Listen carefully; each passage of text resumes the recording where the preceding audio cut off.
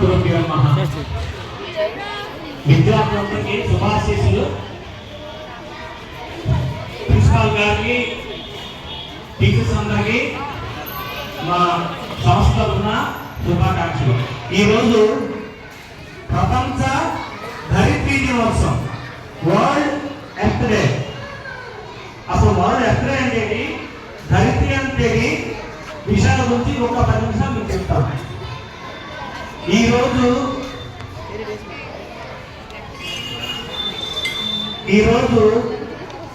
ప్రపంచ ధరిత్రీ దినోత్సవం అంటే మనం ప్రకృతిని ఎలా కాపాడాలి, మొక్కలు ఎలా పెంచాలి, కాలుష్యాన్ని ఎలా తగ్గించాలి, గాలిని ఆక్సిజన్ ఎలా పెంచాలి, నీటిని ఎలా సేవ చేయాలి, భూమిని ఎలా రక్షించాలి, ఇవన్నీ విషయాలు తెలుసుకుందాం. మీకు ఒక విషయం చెప్తానండి. 2050 సంవత్సరం వచ్చేసరికి మన ఆసియా ఖండంలో ఎండ వేడికి లక్షల మంది చనిపోతారని సైంటిస్ట్ చెప్తున్నారు. విద్యార్థులు 2050 సంవత్సరం వచ్చేసరికి లక్షల మంది ఆసియా ఖండంలో చనిపోతారు. కారణం ఏంటంటే హీట్ వేవ్స్, వేడి పెరుగుతుంది. భారతదేశంలో ఎక్కడ చూసినా చెట్లు నరికేస్తున్నాం, మొక్కలు పెంచట్లేదు.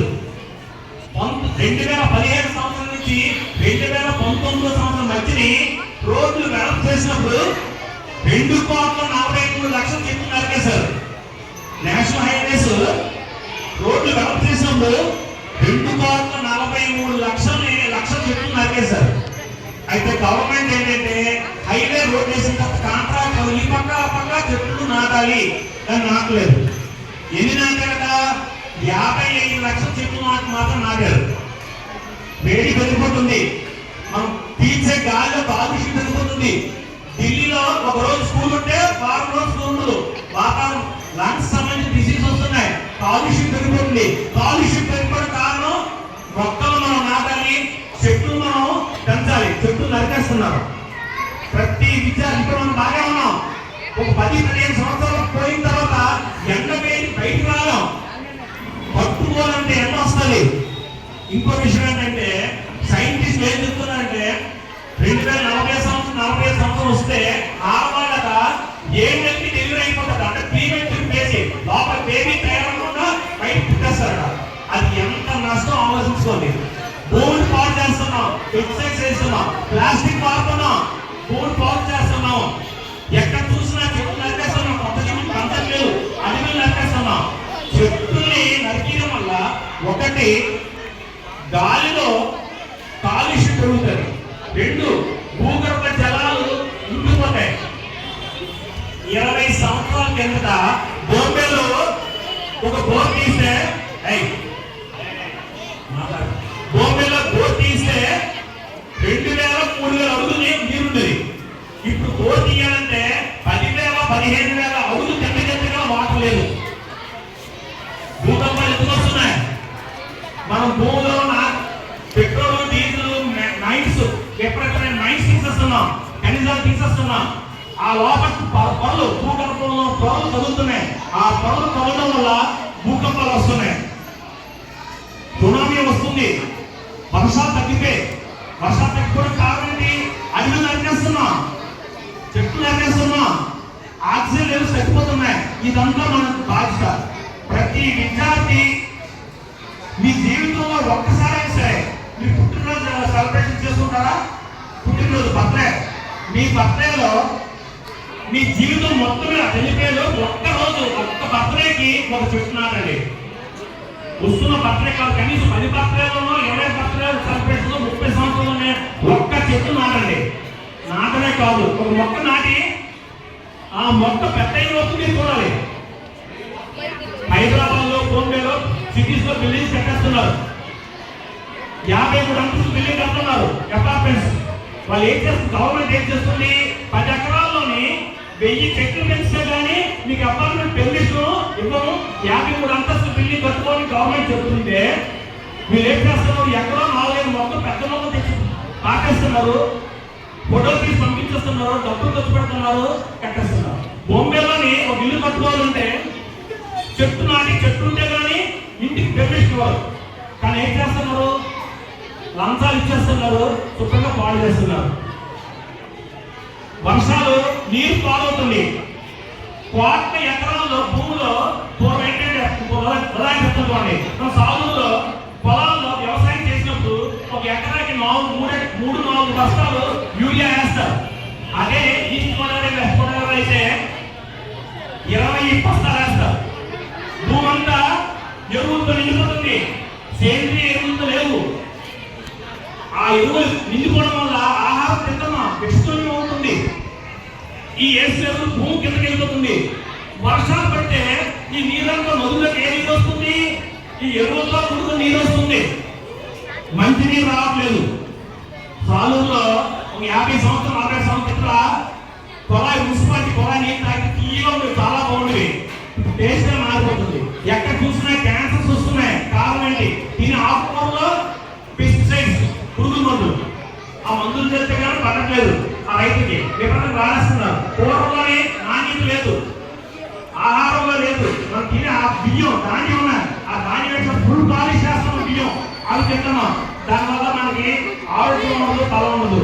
ఒక విధంగా మనం మన జీవితాలను మనసే నాశనం చేసుకుంటున్నాం. చూడండి, పక్షులు ఉన్నాయి, జాగ్రత్త కావాల్సింది.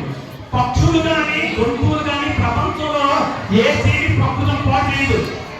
ఒక్క మనిషే ప్రకృతిని భూమిని పాడు చేస్తున్నారు.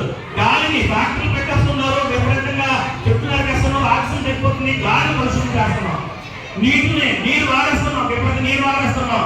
ఆ నీటిలో ఉన్న ఖనిజాలు పోతున్నాయి, నీటిని పాడు చేస్తున్నాం. ఏ కాలువలో చూసినా చెత్త. మనం వాడే కాలువ నీరంతా నదిలో కలుస్తుంది, నదులు పొల్యూషన్ అవుతున్నాయి. ఇంకా భూగర్భంలో భూమిలో సారం లేదు. ఎరువు వేస్తే కానీ తమ పరిస్థితి వస్తుంది. ఇలా ఉంటే మేమున్నాం, నేను 10 సంవత్సరాలు 15 సంవత్సరాలు పోతాను. మీరు మీ భవిష్యత్తు, మీ నెక్స్ట్ తరాలు బాగుండాలి అంటే ప్రతి ఒక్కరు ప్రకృతిలో ఆలోచించాలి. ప్లాస్టిక్ వాడకం తగ్గాలి. ఎప్పుడైనా ప్లాస్టిక్ వాడుతున్నారు, మీరు ప్లాస్టిక్ కంటైనర్స్, ఒక ప్లాస్టిక్ కవర్ అని తీసుకొచ్చి ఒక 200 కవర్ తీసుకొచ్చి కాల్చారు. ఇంత మొత్తం అవుతుంది. అది భూమిలో పాటే 1000 సంవత్సరాలు తీస్తే మొత్తగా ఉంటుంది. అదే ఒక కర్ర భూమిలో పాతండి, నెల రోజుల తర్వాత చూడండి, 2 నెలల తర్వాత అది యాక్టివ్గా భూమిలో కలిసిపోతుంది. అంటే ఈ ప్లాస్టిక్ వల్ల మనకి ఎంత నష్టం వస్తుందంటే, ఒకటి మన ఆహారం తినే ఆహారం పాలవుతుంది. చాలా మంది తప్పని పరిస్థితుల్లో కాదు కానీ కంటిన్యూ చాలా మంది టీలు కాఫీలని కవర్ తీసుకొస్తారు, వేడుతుంది. ప్లాస్టిక్ గ్లాస్ లో వాడతారు, ఆ గ్లాస్ కంటే ఉంటుంది, అందులో కెమికల్ ఉంటుంది. ఆ తయారు చేసిన ప్లాస్టిక్ ఉంటుంది, అది వేడి కాఫీ టీ కలుస్తుంది. మనం తాగుతున్నాం, అలా తాగి మన ఆరోగ్యం పాడు చేసుకుంటున్నాం. ఆ స్టీల్ కంట్రోల్ మానేస్తారు, ఫంక్షన్స్ వెళ్తున్నాం, అక్కడ విపరీత గ్లాసులు వాడుతున్నాం, ప్లాస్టిక్ వాడుతున్నాం. వాటర్ ప్యాకెట్స్ తాగుతున్నాం, ఆ ప్లాస్టిక్ పడేస్తున్నాం. వాటర్ ప్యాకెట్స్ తాగుతున్నాం, అది ప్లాస్టిక్. దానికి వేరే కూర పట్టి అది తింటున్నాం. ఏ రకంగా చూసినా, ఏ విధంగా చూసినా మనమే తప్పులు పడుతున్నాం. ఇవన్నీ దృష్టిలో పెట్టుకొని మీరందరూ ఏంటంటే సీడ్ బాల్స్ అని ఒక దక్షిణాఫ్రికా ఒక దేశంలో ఈ అడవులు తగ్గిపోయి చెప్పేసి హెలికాప్టర్ మీద సీడ్ బాల్స్ 1.2 కోట్ల సీడ్ బాల్స్ ఆకాశం హెలికాప్టర్ మీద పర్వతాల మీద అడవిలో వేస్తున్నారు. ఎందుకంటే ఆ సీడ్ బాల్స్ గురించి మీకు ఒక్క నిమిషం చెప్తాను.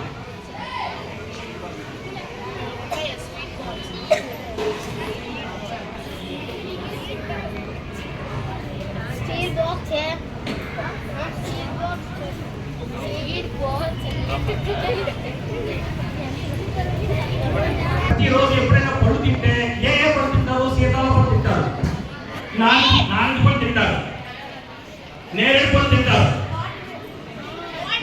వాటర్ పండు కాదు అది ఇవన్నీ తింటారు కదా. ఈ సీతాఫలం, నారింజ పళ్ళు ఇవన్నీ కదా. నెక్స్ట్ ఏంటంటే చాలా వీటితోటి విత్తనాలు ఉంటాయి. ఈ విత్తనాలు తీసుకొచ్చి ఆ విత్తనాలతో సీడ్ బాల్స్ తయారు చేయాలి. ఎలా చేయాలని చెప్తానండి. నేరేడు పళ్ళు, చింతపిక్కలు, సీతాల పళ్ళు, నారింజ పళ్ళు, ఈ విత్తనాలు మీరు ఇంట్లో తిరిగి పక్కన పెట్టేస్తే వాటితోటి ఈ సీడ్ బాల్ ఎలా తయారు చేయాలో చెప్తాను. ఇందులో ఒక విత్తనం పట్టుకొని మట్టి బంకమన్ను టెస్ట్ అంటే తర్వాత గెత్తం కానీ బ్రిక్ క్యాష్ అంటే ఇటుకలు కాల్చి అక్కడ మొన్న వస్తుందా, ఇటుకలు కాల్చిన దగ్గర ఆ బూడిద అది కానీ ఇందులో కలిపి ఒక ఉన్న చేస్తాం. నీళ్ళు కలిపి ఉన్న చేసిన తర్వాత ఎండలో కాకుండా నీళ్ళలోని ఇది డ్రై చేస్తాం. ఎండబడతాం నీళ్ళలో. ఈ ఉన్న ఈ సీడ్ బాల్ మీరు వైజాగ్ వెళ్తున్నారు బస్సులో ఒక బాల్ తీసి రోడ్డు పక్కన పడేస్తే ఇది 3 సంవత్సరాల వరకు పాలన ఉంటుంది. ఎప్పుడైతే వర్షం పడిందో ఆ వర్షం నీరు ఇంట్లో పడుతుంది. ఒక వర్షం నీరు పడిందనుకోండి ఇది కరిగిపోద్ది. ఈ మట్టి కలిపి ఆ విత్తనం ఆ నీటిలో మొలకెత్తది, మొక్క వస్తుంది, చెట్టు అవుతుంది. చాలా సింపుల్. లేదా అది చేయలేరు, మీ ఇంట్లో విత్తనాలు ఉంటాయి, ఒక 100 విత్తనాలు ఏంటి సీతాఫల విత్తనాలు తీయండి, సపోటా పండు తీయండి, ఆరెంజ్ తీయండి. ఇవన్నీ తీసుకొచ్చి నేరేపడి విత్తనాలు పక్కన పెట్టండి. ఇంట్లో క్యాంప్ వెళ్తారు, బస్సులో కిటికీ నుంచి బయటికి రోడ్డు పక్కకి చేయండి. అందులో 100 విత్తనాల్లో కనీసం 5 మొక్కలు వస్తాయి. చాలు, ఒక్క మొక్క వస్తే చాలు, మీ జీవితంలో మంచి చేసిన వాళ్ళు. ఇలా ఈ సీడ్ బాల్స్ ని ఆఫ్రికా దేశంలో కోట్లు తయారు చేసి ఆకాశం నుంచి హెలికాప్టర్ మీద వాటి మీద నుంచి పర్వతాల మీద అడవుల్లో వేస్తారు. ఎందుకంటే చెట్లు పోతున్నాయి, కొత్త చెట్లు రావాలని. వర్షం రావాలంటే చెట్లు ఉంటేనే వర్షం వస్తుంది. ఇప్పుడు ఈ మన చుట్టుపక్కల మిగతా ఊళ్ళకి సాగుకి డిఫరెన్స్ చెప్తుంది. ఇక్కడ ఒడిశాలో కొండలు ఉన్నాయి, ఆ కొండల మీద చెట్లు ఉన్నాయి. వర్షం వస్తే ఆ కొండలు చెట్లు ఆటి వర్షాన్ని పూర్తిస్తాయి. ఎప్పుడైతే చెట్లు లేవో వర్షంలో భూసారం తగ్గిపోద్ది, సునామీలు వస్తున్నాయి, భూకంపాలు వస్తున్నాయి, ఆక్సిజన్ తగ్గిపోతుంది. ఏమైనా కరోనా మనం వచ్చినట్టయితే ఒక్కొక్క ఆక్సిజన్ సిలిండర్ కోరుకున్నారు. మా మిస్సెస్ కి కరోనాలో సీరియస్ ఉంటే ఆక్సిజన్ సిలిండర్ పెట్టారు. ఆక్సిజన్ సిలిండర్ లేవు, 2 రోజులు సిలిండర్ అయిపోతుంది, సిలిండర్ లేకపోతే చనిపోతాయి. అప్పుడు ఏం చేశామంటే ఆక్సిజన్ లెవెల్ డాక్టర్ గారు 6 పెట్టమంటే నేను 2-3 పెట్టి ఎందుకు ఆక్సిజన్ అయితే మా మిస్సెస్ చనిపోతాయి. ఇది జరిగింది. మా మిస్సెస్ ని హాస్పిటల్లో జాయిన్ చేస్తే కరోనాని ఆక్సిజన్ సిలిండర్ లేదని చెప్తే ఒక సిలిండర్ ఇస్తే సిలిండర్ డాక్టర్ 6 లెవెల్ పెట్టి ఆక్సిజన్ ఎక్కువ వస్తుంది. కానీ ఏం చేశాను నేను 3-2 పెట్టి ఎందుకంటే ఆక్సిజన్ అయిపోతే చనిపోతాయి, సిలిండర్ లేదు. అంటే ఆ రోజు ఆక్సిజన్ కొనుక్కున్నాం, గాలిని కొనుక్కున్నాం. ఈ విలువ ఆక్సిజన్ విలువ తెలుస్తుంది. ఇప్పుడు పక్షులు ఉన్నాయి, ఏవో పళ్ళు తింటాయి, కొన్ని పక్షులు జామ పళ్ళు తింటాయి, రకరకాల పళ్ళు తింటాయి. అవి ఏం చేస్తాయి, దూరం వెళ్ళి రెక్క వేస్తాయి, అక్కడ మొక్క వస్తుంది. పక్షులు కొన్ని జంతువులు కొన్ని ఆహారం తింటాయి. అవి కాలేజ్ వెళ్ళినప్పుడు అందులో రెక్కలు పడతాయి, కొన్ని జంతువులు అక్కడ మొక్కలు వేస్తాయి. పక్షులు జంతువులు మన భూమికి మనకి మంచి మేలు చేస్తుంది. ఏ పక్షి కానీ ఏ జంతువు కానీ నీటిని పాడు చేయదు, గాలిని పాడు చేయదు, భూమిని పాడు చేయదు. ఒక్క మనిషే గాలిని పాడు చేస్తున్నాడు, భూమిని పాడు చేస్తున్నాడు, నేలను పాడు చేస్తున్నాడు. కాబట్టి మీ అందరూ ఇవన్నీ తెలుసుకొని ప్లాస్టిక్ వాడద్దు. ఎక్కడికి వెళ్తారు, పావుకి వెళ్తారు, ఒక గిన్నె తీసుకెళ్ళండి, టీకి వెళ్తారు, ఒక కప్ గ్లాస్ తీసుకెళ్ళండి. ఏం చేసేసారో ఆలోచించండి. ప్రతి విషయం ప్లాస్టిక్ వాడకూడదని మీ మైండ్ లోకి వస్తే సంవత్సరం మొత్తం మీరు 10 ప్లాస్టిక్ వాడకుండా ఉంటే దేశం బాగుంటుంది, ఊరు బాగుంటుంది. విద్యార్థులు మీరు ఎన్నో కోల్పోతున్నారు. ఆటలకి ఎక్కువగా కొంతమంది పిల్లలు ఆటలకు ఎక్కువ ప్రదర్శిస్తున్నారు. క్రమశిక్షణ లేకుండా పోతుంది, కాలాన్ని విలువ తెలుసుకోకుండా పోతున్నారు. దేశాన్ని కాపాడాలంటే మీ మీద ఆధారపడింది దేశం అంతా.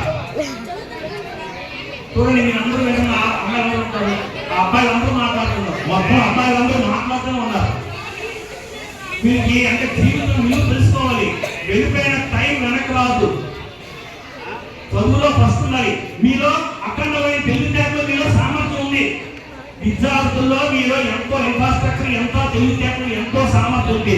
ఈ సామర్థ్యాన్ని తెలివితేటని దేశానికి మీకు ఉపయోగపడే చెయ్యండి. బాగా చదవండి, మంచి మార్పులు తెచ్చుకోండి, క్రమశిక్షణతో ఉండాలి. ఎక్కడ క్రమశిక్షణ ఉందో అక్కడ సక్సెస్ ఉంది. కాలాన్ని వృధా చేయకండి, అల్లరిని తగ్గించండి. టీవీ సభకి దూరంగా ఉండి దేశం గురించి ఆలోచించి ప్రకృతిని గౌరవించి ఈ రోజు గల్పీ దినోత్సవం కాబట్టి మీ అందరూ మనసులో అనుకుని ప్లాస్టిక్ తగ్గిస్తాను, ఒక్క మొక్క నాటుతాను, ఒక్క మొక్క నీళ్లు పోస్తాను, ఒక ఒక పక్షికి మీ ఇంకో నేల మీద ఒక గ్లాస్ ఒక దుమ్ముతో నీరు పెట్టండి, ఒక పక్షి వచ్చి తాగుతుంది. ఇక్కడ పక్షులు టవర్స్ పెట్టేశారు, పిచ్చులు లేవు, అడవులు పట్టేస్తున్నారు, బంధువులు లేవు, ఎక్కడ చూసినా ఆక్సిజన్ తగ్గిపోతుంది, వేడి పెరుగుతుంది. ఇప్పుడు ఏప్రిల్ నెలలో మనం చెమటలో వస్తున్నాం, అదే మే నెల వస్తే ఇంకా ఎంత వేడి ఉంటుంది, పొలంలో పనిచేసే వాళ్ళకి ఎంత వేడి ఉంటుంది. ఇవన్నీ దృష్టిలో పెట్టుకోండి. ప్రభుత్వం చేయవలసిన పనులు మీరు చేయండి, మొక్కలు నాటండి, చెట్లు పెంచండి. ఈరోజు ప్రపంచ దళిత దినోత్సవం. నా పేరు విశ్వనాథ రామానంద దాస్. వికాస్ గారి ఆధ్వర్యంలో మా గురువు గారు ఈ కార్యక్రమం చేయమన్నారు. కాబట్టి మీ ప్రిన్సిపాల్ గారికి ధన్యవాదాలు చెప్తూ, మేడం గారికి, స్టాఫ్ కి, మన సంస్థకు ధన్యవాదాలు చెప్తూ ఇంతతో ముగిస్తున్నాను.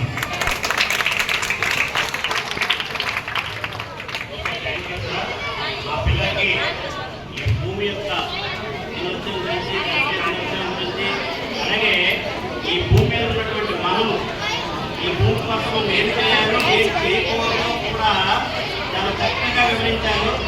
దానికి ధన్యవాదాలు.